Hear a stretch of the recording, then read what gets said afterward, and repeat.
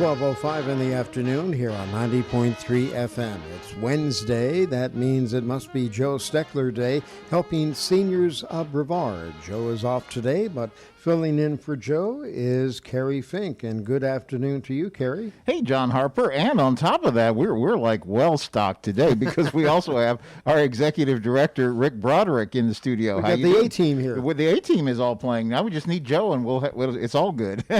That's great to be called the A-team, and I'm glad to be here and be a part of this. One of these days we'll get Joe back in here on a regular basis. But for now, you've got the two of us. And we're holding down the fort. Exactly. So it's all good, and I hope you're enjoying a good Wednesday. It's what beautiful weather we have here in along the Space Coast, and it's, spring is here. We're all getting our COVID vaccinations. So you guys have had yours. Rick, you're going for yours tomorrow, I hear, or to this afternoon, actually. Actually, that's right. This afternoon, I finally got the call. I've had the call 3 times, but every other time it seems like as soon as I get the call, it's up. The appointment's already been taken. So I go this afternoon. I don't know which one I'm getting, but I will get it and then do the follow-up. Or if I get the Johnson & Johnson, I guess I'll just get the one and done. Yeah, and we're getting closer. My wife was telling me today that she had read where they were changing that it's now going to be for 60 and up. So I'm inching into the territory where I'll be. You guys have trailblazed and it worked really good. Joe, I know, had both of his shots, so it's all good, I think. Yeah, no, that's right, and it is amazing how well it's being put out within the county. And I think that, all of the different sources are trying so hard to get the best possible schedules down. So I think it's working. There's some coordination that would have been great to have, but that's just the way that it happens with some of these. And of course, we're in new territory for a lot of people, so it's good. Yeah, I don't think any of us have ever dealt with a pandemic, so I'm actually kind of proud of all of us for making our way through all of this. It's been as all of us know, we had to make so many adjustments last year, and it's really kind of nice to see that maybe some sort of return to normalcy is around the corner. And speaking of a return to normalcy, our guest today is going to be none other than Dr. Lee Sheldon. And Dr. Lee Sheldon is, as you know, Rick, he's a long-time noted periodontist. He's in practice together. His son has grown up in the dentistry business. He's a great general dentist, Dr. Matt Sheldon. And then they have a wonderful periodontist by the name of Dr. Michelle Furtado. And they've been friends of the Helping Seniors organization. Well, the story goes, is that Dr. Lee Sheldon had a TV show all those years ago. And when Joe was getting things started with the Alzheimer's Association, he was a guest on Dr. Lee Sheldon's show. So now, all these years later, Dr. Sheldon is a guest on Joe's show. So it's amazing how all that comes to pass. And we were talking, with the topic that we're going to cover with Dr. Sheldon today is how to tell when you need teeth extracted due to periodontal disease. And, over the years, Rick, there have been so many shows that Joe and Dr. Sheldon have done together, TV shows, radio shows, and you would assume that a periodontist is just going to come up and say, or you go to the dentist and say, yeah, let's yank the teeth, let's put in expensive dental implants, let's just go with that. And yet they've actually recorded, I think it was a TV show, said maybe too many teeth are being extracted. So the periodontist side of him is saying, let's be sure that, you have to lose the tooth before we do something. So we've got a whole series of questions that we're going to ask him when he's available. But in the meanwhile, we have lots of things to cover today. In fact, one of the things, we had a great staff meeting yesterday, and we're so excited about the things that are coming up on the Helping Seniors horizon. There are just a lot of things that are going on for seniors as we kind of move our way back to normal. I know tomorrow, we were just talking about this before we got on the air. There's an organization, Joe Steckler actually used to lead this organization. It's called the Brevard Commission on Aging, and both of us are going to be over there tomorrow afternoon. This is like essentially the first. I think they may have met last month, but this is really, it's just now getting back into swing after everything got shut down with COVID. And so the purpose of the Brevard Commission on Aging, and hopefully we can all do a good job with this, is to help advise the commissioners about the needs of seniors. Now, to be honest, I think the commission is composed of great people, and we all do our best. In fact, I find it's particularly informative to learn things that helping seniors can help communicate into the community of things that are going on. But I know Joe's vision, that we've talked about for years is, somebody has to advocate for seniors. We live in a county, Rick, where we put an extra half-cent sales tax in to help kids, and I think we just voted to do that again in November, didn't we? I'm trying to remember. But we have more seniors over 65 than school-age kids under 18. And the needs, Kerry, and you're right, the needs are in some ways very similar.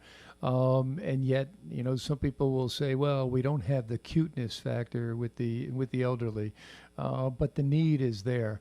And all too often, the need isn't even as much money as it is just paying attention, just listening, Right. just being a companion, just trying to find out who's a shut-in, who can't get out of their Right. house, who recently has had someone pass away. And this is for all of our listeners. I mean, if you know someone that used to be part of your, dinner group or, used to come out with you and you haven't seen them in a while, think about it. Is it because maybe they don't feel as welcome as they did before? Or maybe you're even running into, you're excluding them, not intentionally, but because they're a single person and not a couple any longer. And if that's the case, think about re-inviting them and having them come out, because they'd love to hear from you and they'd love to come out and become a part of that party again, because they're probably missing your companionship more than you'll ever know. So I'm just reaching out to people. Think about it, and if you can help, or if you know someone that recently lost a spouse, think about inviting them out for a meal or something. And I know as COVID ends, we'll all go back to normal or much more normalcy. But during COVID, people have lost people, and maybe you haven't quite kept up with them. So, go back and take a new look at all of your past companions and see if there's some that you want to try to, bring back into the fold. And I'm excited to, be a part of today's call, because if you think about it, I'm cutting my teeth on, the whole concept of helping seniors of Brevard. But we're going to have Dr. Lee Sheldon, who will, really help us with this whole concept. And I agree with you. The more, and I look forward to his take on it, but the more we can keep our normal teeth, it's like anything else. The more that you can keep your own natural teeth, the better off you probably are. If you haven't had good practice, just get into better practice, and maybe you can save some of those teeth. Yeah, and that's absolutely true, and that's why this conversation is fascinating, because you would think somebody who is like probably the Space Coast leading expert on implants telling you like, well, slow down, let's really take a look at all this.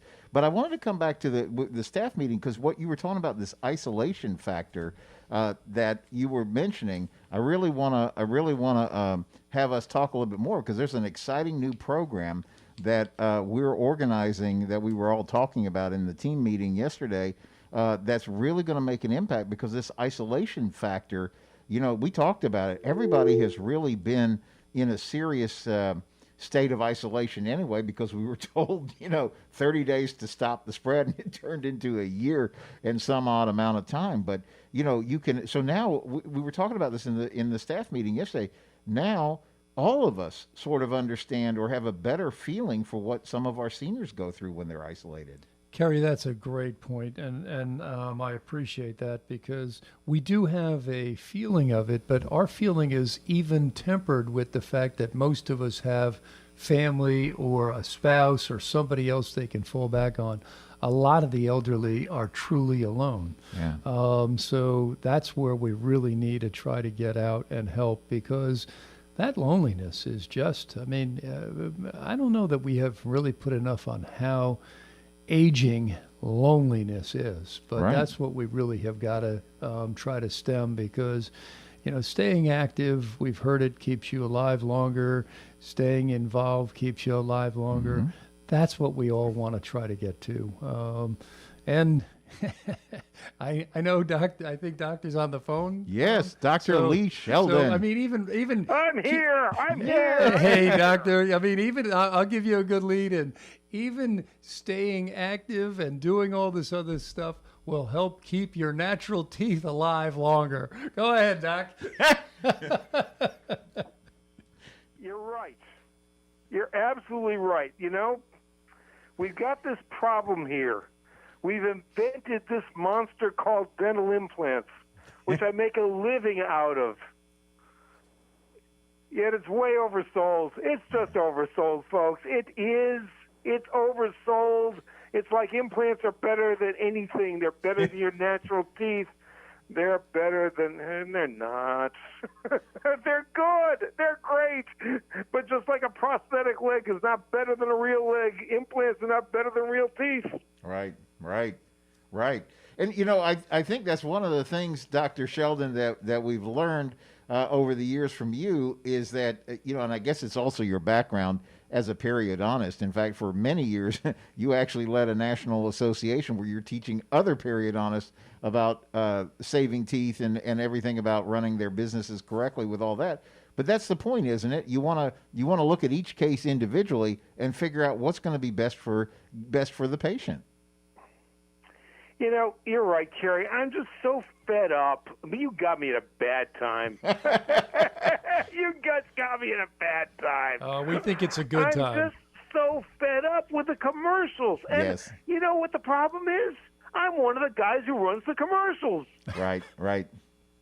You know, everybody who's listening to this has received a magazine from my office, finding how wonderful dental implants are and how wonderful we are and all this stuff.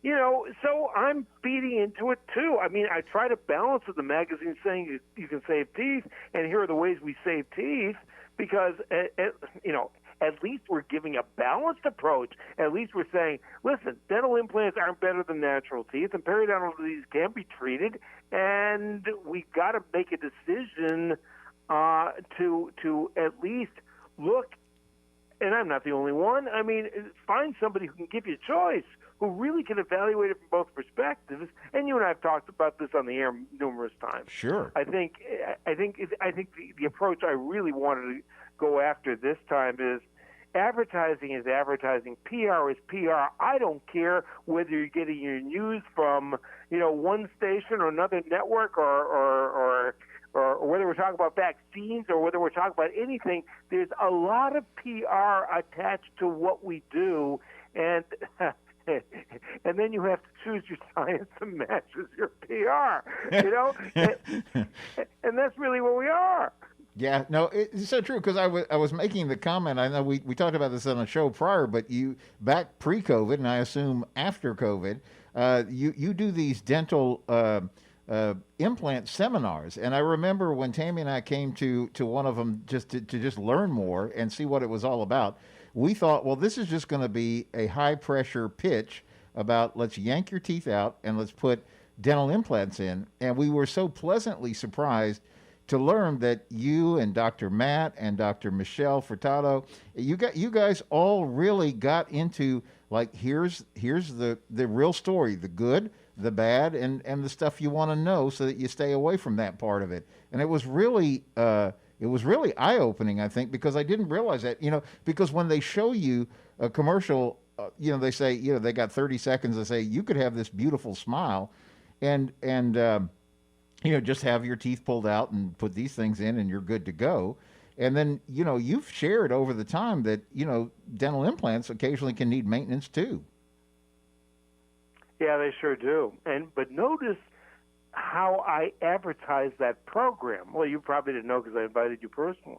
I advertised that program as a dental implant seminar. Uh-huh. Why? Because everybody's thinking about dental implants because that's what they hear. They see the TV commercials. They see everything, and it says dental implants, dental implants, dental implants.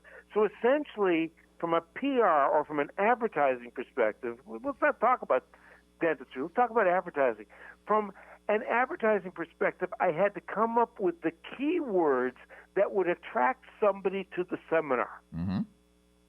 Then once I get them there, just like once I get them in my office, then I've gotten them based on a premise that they think they're attracted to, and then once they see us, then I can pretty much do my own thing and tell them what I think they need. Now, let's assume that I advertised a saving teeth seminar. Would that have the same draw as a dental implant seminar would? Well, probably not, because we're all interested in having a better smile. Right. And so the assumption is if we do a saving teeth seminar, we can't give you a decent smile. All right. because people don't like their ugly teeth. They don't realize their ugly teeth can be covered over with crowns and bridges, and we can make them look just like dental implant teeth can. I mean, if we do it right. But, the assumption is, this can't be treated. I've got gum disease, and gum disease it means that I'm eventually going to lose my teeth anyway. And you know what?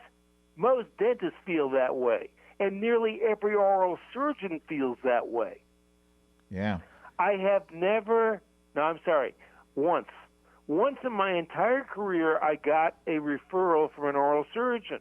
Why? People go to oral surgeons to have their teeth taken out. If they have periodontal disease, the assumption is, you got periodontal disease, it can't be treated. Right. So therefore, let's take out your teeth and let's put in dental implants. Well, and that's, I guess, a problem that a lot of people have, because I know in our own case, we had gone for my wife's teeth, we'd gone to a number of different dentists in the area, and none of them really offered any hope, because I guess it probably goes back to the real root of the question, right? Is they're not periodontists, so they're looking at things differently, and so when we came into the office and Tammy had her teeth looked at and said, no, this is what's going on, this work here is causing that problem, and those kind of things, and it really becomes really educational to get the insight, because I know also in your office you have all kinds of high-tech equipment. You're getting CT scans, you got things can look under the gum line and all those kind of things. So you're at it feels anyway to me like you're at a whole different level on how you're able to look at the whole mouth. I think so, but I appreciate that, Kerry, because we spend a lot of time and a lot of money getting the best we can. I mean, that's always been my intention, to provide the best I can in Brevard County, and if it costs a few bucks, fine. I'll spend a few bucks, and people will pay for it, and they do. I mean, patients come in and they pay for it and they appreciate it and they like it. And obviously, we're not for everybody. We just aren't. But business is good and everything's fine and everything is okay. I think if I didn't have one piece of high-tech equipment, I think if you took the doctors in the office, all three of them, but of course they're influenced by me, they'll admit it. Even with just a simple periodontal probe and a mirror and the old-style X-rays where they stick the film in the mouth rather than the sensor in the mouth, I think we would still draw the same conclusions. Wow. Well, I just gave a lecture to a group of periodontists, and so I told them my history. And by the way, Rick, tell me if this is boring, because you and I don't know each other, so you can't insult me. Kerry, Kerry can insult me all he wants. You can't insult me, so it's fine. No, this is great. Everyone likes talking about teeth, right? Well, here's what I know about Kerry. Even if Kerry wanted to insult me, he's so nice he won't do it. Oh, you'll get to know me. I'll insult you if I feel like I need to. I can already tell. I've already got an email from you. So I know. I remember that. So here's my history.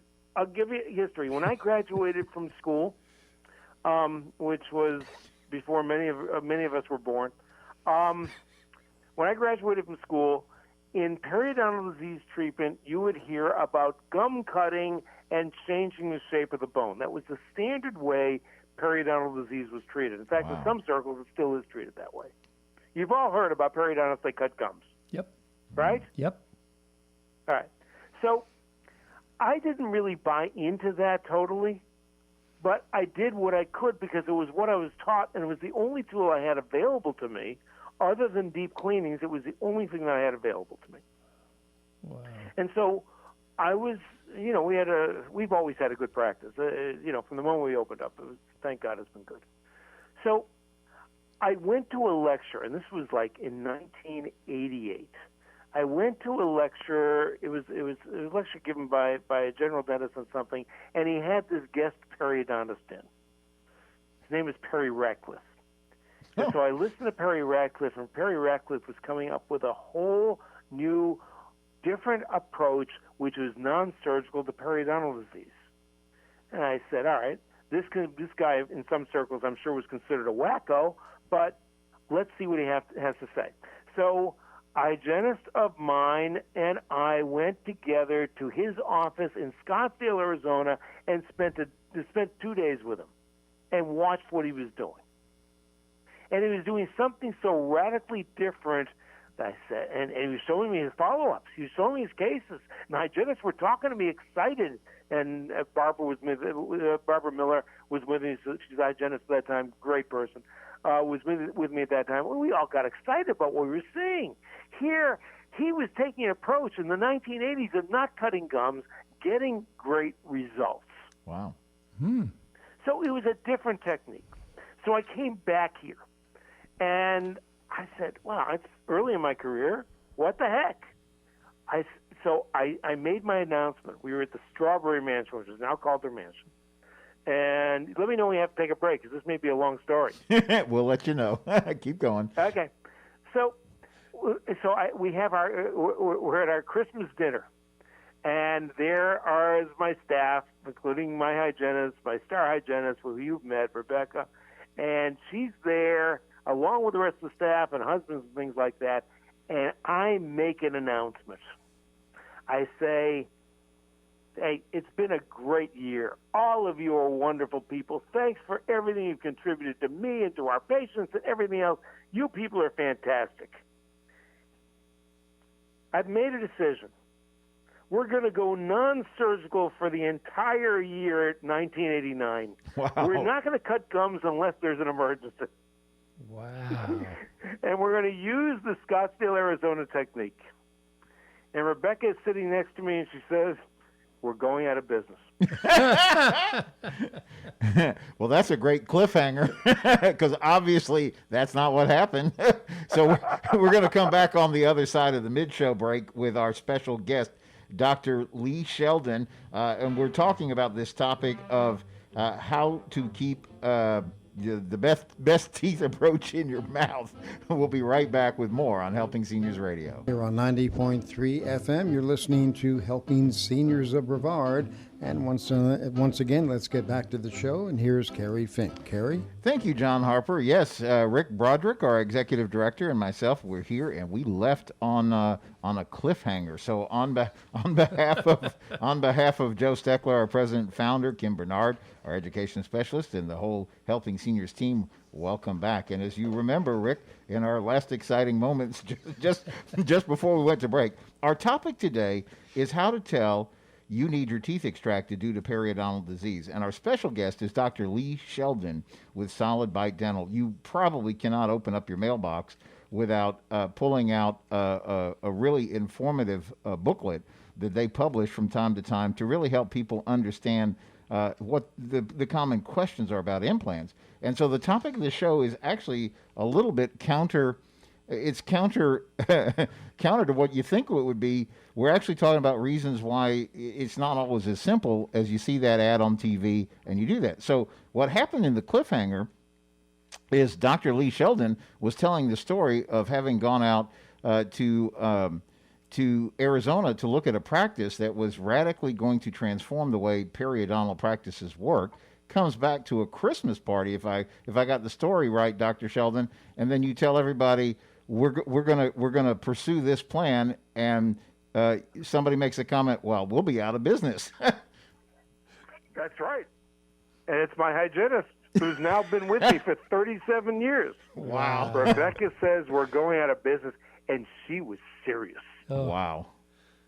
So tell us how it went then. Don't forget. I mean, look, when you jump off a cliff like I did, and I've got Dr. Michel Furtado looking at me right now, knowing that he's here because I jumped off a cliff in 1988. There you and go. That's why he's here now, and he's nodding his head. Although, Michelle, you don't even know the story. I got to tell you the story. I will tell you the story. Okay, so I'm on the radio right now, but you can you missed the first part of the story, so I'll have to catch you up. All right, so here's what I did. So I approach the patients and I say, we've got this new technique. I'm going to charge you the regular fee that I would charge, and I'm going to do everything non-surgically. And if it doesn't work, I'll do your surgery for nothing. Wow. Whew. Holy moly. So the patients are being referred. Of course, it's a referral practice at that time. No magazine, no radio advertising, no helping seniors of Brevard, no nothing. So my referral sources, who are the general dentists, have to buy into this radical concept that I'm selling too. Mm-hmm. Wow. But I did it. And patients came in, and they accepted the non-surgical therapy with the promise that I would do the surgery at no charge. And I didn't let it go for a full year. I let it go for probably 7 months. And during that 7-month time, I had to do 4 surgical procedures at no charge. Everything healed up by doing non-surgical therapy the way it was prescribed by Perry Ratcliffe from Scottsdale, Arizona. Wow. That gave me an opportunity for the first time in my career, and my career at that point was, as a periodontist, was only 8 years old. For the first time, I could see how the body could heal with minimal interference from us other than getting the roots totally clean. Wow. I never had that opportunity before because the assumption was if you have a pocket, then you have disturbances in the shape of the bone, and it's really not going to heal properly unless you correct the bone surgically in order to be able to allow the gums to heal properly. So here, all I do is I don't touch the bone, we clean the roots, and the gums know how to heal all by themselves because the roots are now clean and the pockets go away. Amazing. And this is the part you never hear. You see this commercial, it says, come in, we'll do a smile for you, and you'll be living happily ever after. And so what you're really describing is that there's really a lot of depth to this, past maybe the simplicity of that kind of a message. I think so. I mean, it's true, Kerry. I mean, if you think about it from any layman standpoint, let's assume that you have a cut with a deep infection. What do? You wash it, you get it numb maybe, you clean it out, you put some iodine on it, you do whatever it is, and then you let it heal. You don't cut. Right. So, as a result, we learned a heck of a lot. Now, at the end of 7 months, there were a whole lot of things that were out there in terms of procedures that were there that would allow us to regrow bone around teeth. And, of course, dental implants was getting real big. But it showed me a second thing, and that is that my hygienists, if they had the correct tools and the correct support from me, could get periodontal disease totally healed without my doing anything. Because that was the other secret. It was the hygienists who were doing it all. I wasn't doing any work anymore. They were doing the whole thing. Wow. I was checking them, and if you talk to any hygienist who has ever worked for me, they know what it's like to have Lee Sheldon checking them. You either make it or you don't here. So that happened. But that was the reason that I became the big implant guy in town. It was because I didn't have anything to do. Well, that's an interesting rest of the story then when you think about it. But so I guess this is a question: if you're a consumer and you cannot turn on your TV without getting bombarded on some kind of how a dental implant changed my life, and I understand it wasn't so long ago you and I did a radio show together where we were talking really about the importance of your smile. how radically it can change people's lives. Maybe they lost somebody and now they want to maybe date again. I remember we did a show about that because they're now all of a sudden they're embarrassed. Maybe my mouth smells or my teeth don't look right, and so we've talked about many of those cases where you've really, through helping them, have made such an impact on their lives, well beyond, okay, I've got a smile, but I'm not a TV host. Why do I need a smile? Well, maybe I want a date. Maybe I want to straighten my teeth out because it will help me in my job. I won't be embarrassed of how it looks. So I get all that. But when you see all these TV commercials saying, oh, come on in, we'll get you fixed up, how do you know as a consumer how to start to differentiate and figure out what you should do? The differentiation part of it is so difficult. If you go to the hospital, there's only one person who's going to operate. In fact, we talked about this last show. The only person who's going to operate in your heart is a cardiothoracic surgeon. Right. If you go to any dentist in town who says he or she can do it, can do it. There's no specialty requirement. At the hospital, there's a specialty requirement because the hospital won't allow you in the operating room until unless you're credentialed and have certification in that particular procedure. So the hospital is vetting you. When I was a member of the hospital staff, they at Holmes Regional Medical Center, they vetted me, and so I was able to do certain procedures because I was qualified and I had taken the training and I had all of the credentials necessary in order to be able to do that procedure. But I can advertise, the guy next door to me can advertise, and it all looks the same to the consumer. Right. We don't know. We don't have a point of reference. No. In fact, I would venture to say that most people have never heard or don't know what a periodontist is. I think you're absolutely right. As a matter of fact, I did an article, I was contributing to an article in Dental Economics magazine, probably about a year ago. And at that time, the senior author of that particular article had done a survey to see what percentage of people knew what a periodontist was. There was something like less than 20 or 25% that knew even knew what we are and what we do. Wow. So, we talk about PR. We talk about PR at the beginning of the segment. Periodontists have a PR problem anyway. Nobody knows who we are or what we do. Yeah. or if they do, they're the ones who cut gums, and I don't want to have my gums cut.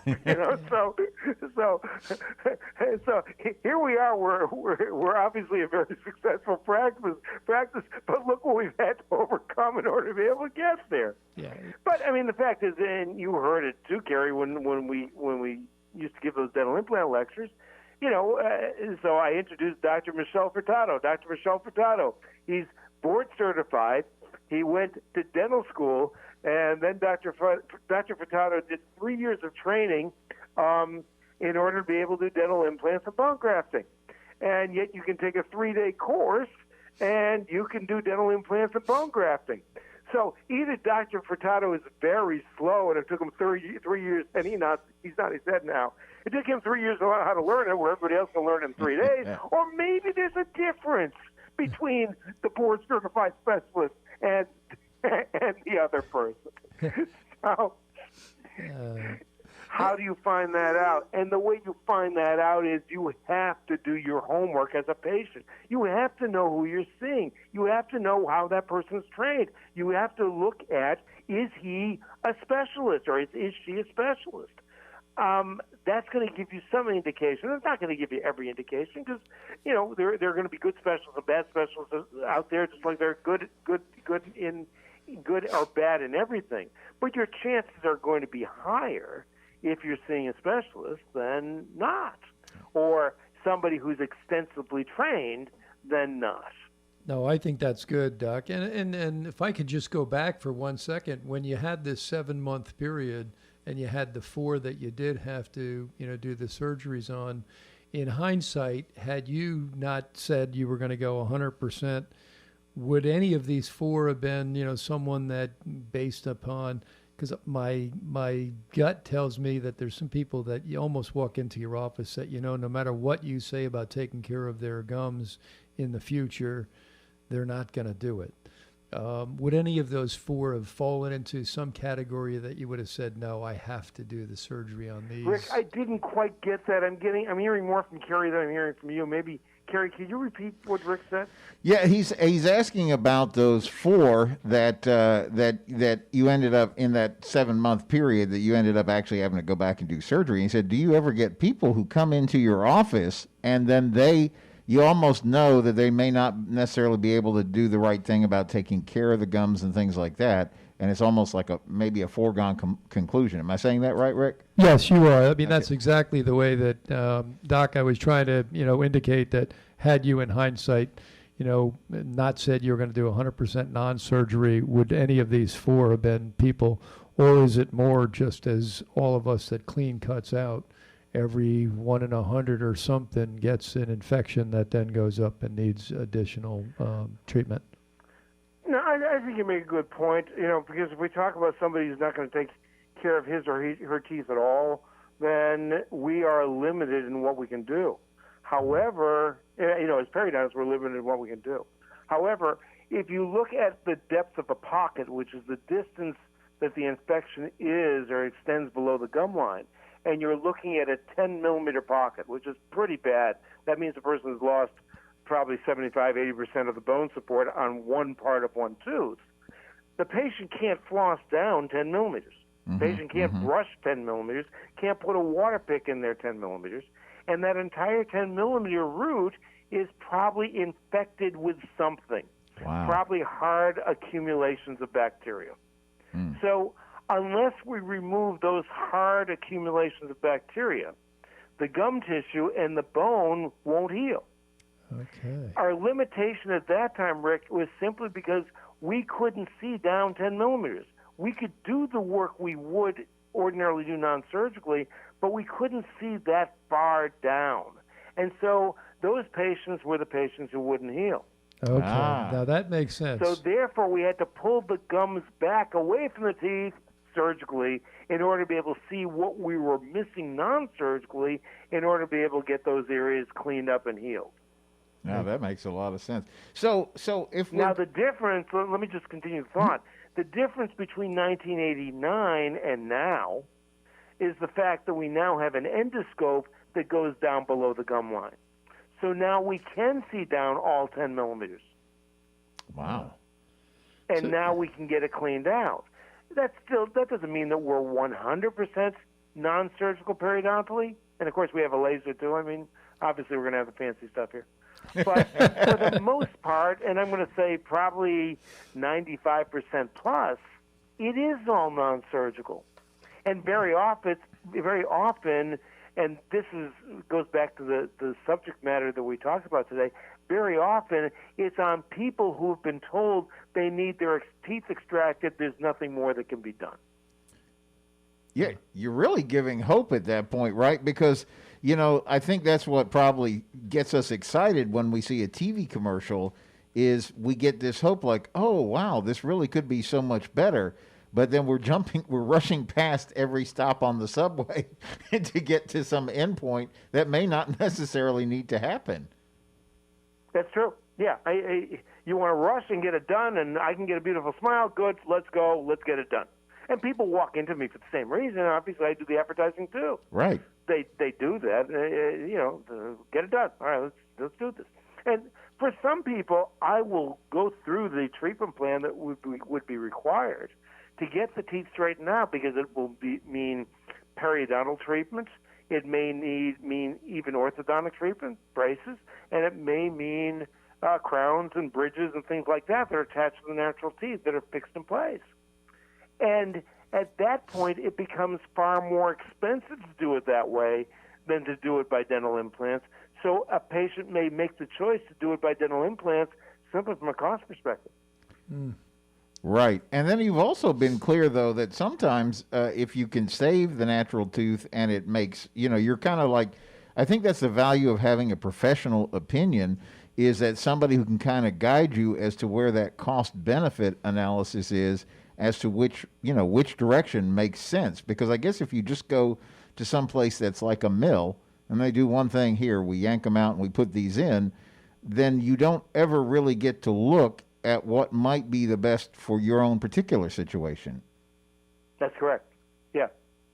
So, Yeah. Dr. Sheldon, I know we've talked about this a little bit before, but when you're the consumer and you're just really interested, maybe you've got mouth pain, maybe you are, like we've talked about, you've got an idea that you'd like to be a little bit prettier out in public. You know, maybe you're going to consider dating, or maybe you're going to apply for a job, or now that, especially now that we're apparently going to be able to take off our masks and people are going to see our smiles again after a while. I guess the question to ask is, what do you recommend to somebody? What's the plan? I mean, we don't know. We're dumb. We see, call 1-800-FIX-MY-TEETH or something. What do you suggest? You know, I think that you, first of all, don't look just for price. Mm-hmm. And don't look just at advertising, because none of us are going to advertise the bad outcomes or the number of visits it took to get to the big good outcome. We're not going to talk about that. We're all talking about results. Mm-hmm. And all of us who are advertising are talking about results.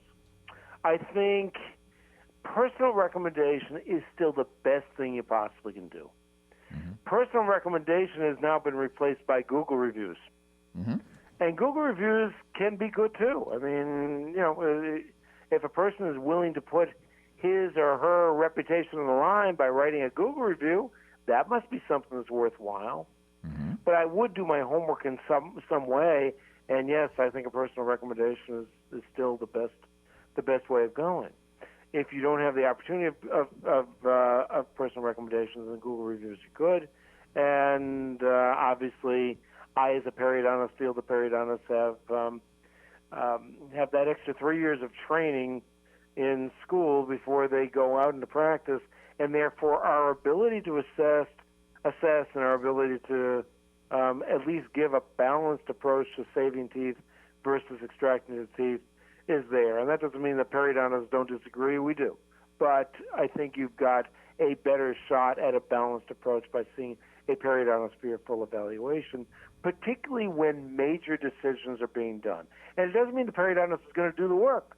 Periodontist doesn't do crown abrasion. Periodontist doesn't do any of the teeth work, but the periodontist can give that opinion so that you're in a better position when you get your general dentistry done to have made the right decision. And often, in an advanced case, the periodontist is going to have to do some work in order to be able to get you to the point where you're ready for the general dentist anyway. Oh, that's great. Now, is there, the one thing that I've heard in the past is, well, I'm 75, so at this point, I've been told it's just better to get my teeth yanked. So is there any? Yeah, I'm sorry, it's better to get what, Rick? I missed that. Get your teeth yanked because the guy's 75 and he says, well, I've just been told it's better to have my teeth pulled. Oh, okay. Yeah. So what do you do in that case? I mean, is it, any age really? Any age, you're just, you're coming in and they're saying like, oh, they just told me I need to have my teeth yanked. Yeah, I'd ask why. I mean, certainly if you can wiggle all of your teeth, then chances are you need all of those teeth that you can wiggle back and forth. Chances are you do need to have those taken out. Not all the time, by the way. I mean, if there's sometimes when we can get teeth that are loose and make them tight again. But if you look at a general rule, if you can wiggle them all, then take them out. But if you're biting down, you're saying, I don't feel any discomfort, there's nothing that's bothering me, and you're told, well, you've got advanced periodontal disease, you need to take your teeth out before you lose so much bone that you can't have a denture, I would question that. Right. I would be going to a periodontist immediately. Don't accept the idea that you've got to have your teeth taken out before you lose too much bone to support a denture, because chances are that's not true. Well, and also, this is a great point in the program, since we're moving towards the top of the hour, for me to point out that you can have an expert opinion of what's going on with your mouth, and you can help us in helping seniors all at the same time. And that is because, Dr. Sheldon, your office is, for years, you've helped us with this charity program. I'm trying to remember exactly what you call it, but tell a little bit about how that works so that somebody could maybe come in, get a real understanding of what's going on. It costs almost nothing, and yet even the little bit that it does helps us with the Helping Seniors program as well. Right. It's called Solid Bite Smiles Back, and it's our program to help charities in our area. And we have a number of charities, but we're talking about helping seniors in Brevard County.